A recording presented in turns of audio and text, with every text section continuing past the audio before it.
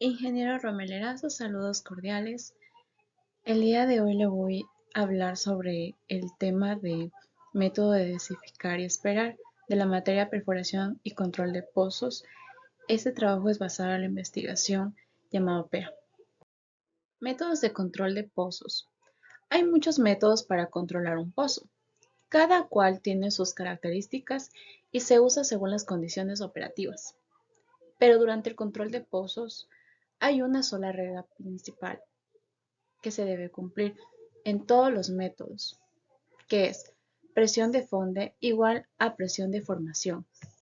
Por otro lado, también se refiere a la práctica de inyectar fluidos, como agua, gas, en formaciones subterráneas para aumentar la presión y estimular la producción de los hidrocarburos. Una vez que se ha realizado la inyección, se espera un periodo de tiempo para los fluidos estimulantes actúen en la formación antes de reanudar la producción. Este enfoque se basa en la creación de fracturas o el desplazamiento del petróleo hacia el pozo mediante las inyecciones de fluidos. ¿Cuándo utilizamos y de qué manera se utiliza? Este método se hizo más apropiado para el control de pozos durante la perforación de pozos críticos, así como durante la perforación en aguas profundas. También se recomienda para pozos altamente desviados, para pozos horizontales, donde los influjos se pueden presentar por la presión de suaveo. En esta imagen se demuestra que el SI de PP siempre tendrá la presión menor a SICP. Primera circulación con densidad original. Registre presiones estabilizadas en tubería presión y tubería de revestimiento.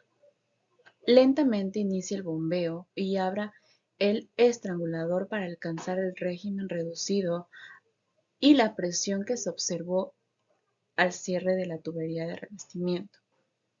Obtenido lo anterior, registre la presión en la tubería presión. Mantenga esta presión en la tubería de presión constante manipulando el estrangulador hasta evacuar el brote y, si el pozo lo permite, maneje un margen de seguridad de 0 a 100 psi. Después de evacuar el brote, simultáneamente cierra el pozo y para el bombeo. El pozo deberá quedar con presiones iguales en tubería de presión y tubería de revestimiento. Estas presiones también deberían ser iguales, como mínimo a lo registra al cierre estabilizado por TBT. Ahora el pozo está bajo control, pero no muerto. Segunda circulación con densidad de control. Las presiones en TP y TR deberán ser iguales. Lentamente inicie el bombeo y abre el estrangulador para alcanzar el régimen reducido y la presión observada en TR. Mantenga esta situación hasta que el lodo de control llegue a la barrena, operando el estrangulador. Al llegar el lodo de control a la barrena, se registre la presión observada en TP. Ahora esta presión es la que se debe mantener hasta que el lodo de control llegue a la superficie. Pare la bomba y verifique el flujo. Si no hay flujo, usted ha controlado totalmente el pozo. En la siguiente imagen se va a observar el comportamiento del método perforador a partir del modelo de tubo U9. La presión en la tubería de perforación bajará conforme se vaya llenando el lodo más pesado. En la práctica, y si todo el influjo fue removido correctamente en la primera circulación, el estrangulador no necesitará ser tocado hasta que el lodo de control alcance la barrena. Una vez que el lodo llegue a la barrena, la presión que se mantiene en la tubería de perforación es solo la requerida para circular el lodo de control alrededor del pozo. Esta es la presión reducida de circulación PR, que se incrementa un poco por el peso extra en el lodo. En esta imagen les voy a indicar un poco más sobre los significados de esta tabla que tenemos aquí. Podemos visualizar. PSTP, presiones de cierre en la tubería de perforación. PCTR, presión de cierre en la tubería de revestimiento. P y C, presión inicial de circulación. PTR, presiones en la tubería de revestimiento. PTP, presiones en la tubería de perforación. Y PFC, presión final de círculo. En esta imagen se muestra un poquito más. En la imagen A, el panorama previo a la primera circulación sería aquí, donde está el influjo del gas. En la imagen B, el gas expone a la circulación en el fluido de la perforación original.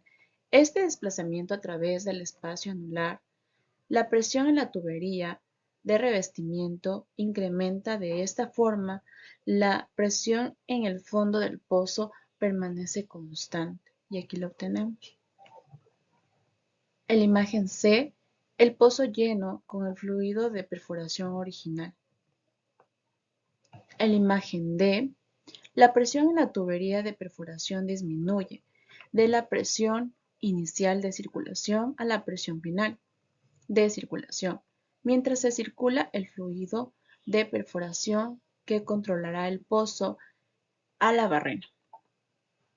En la imagen E, el estrangulador se abre constantemente, para mantener la presión final de circulación en la tubería de perforación, por lo tanto, reduce la presión en la tubería de revestimiento. Y por último tenemos la imagen F.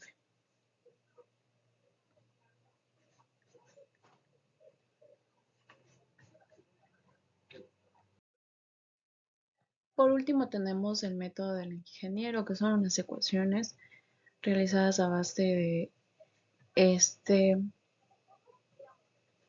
investigación que se realizó.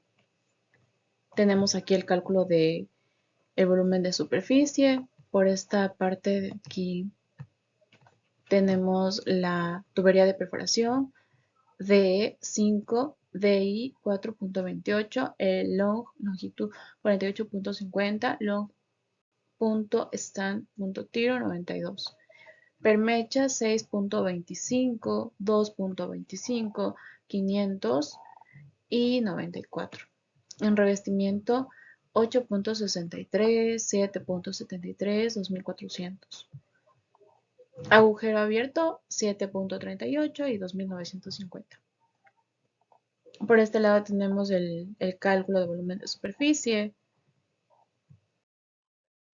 Finalizando la ecuación, tenemos total dentro del pozo 1555.91 emboladas, que ese sería el resultado de la ecuación realizada. Información registrada anteriormente. Tenemos peso original del lodo 9.5 LGP, profundidad vertical 5.350 pies, profundidad media 5.350 pies, bomba 0.159 barriles sobre emboladas. En los cálculos del peso del lodo para matar es de 10.58 y la presión final de circulación sería 779.58 P6. Ingeniero Rommel Erazo, gracias por su atención. Este ha sido todo mi tema de investigación del método de desificar y esperar.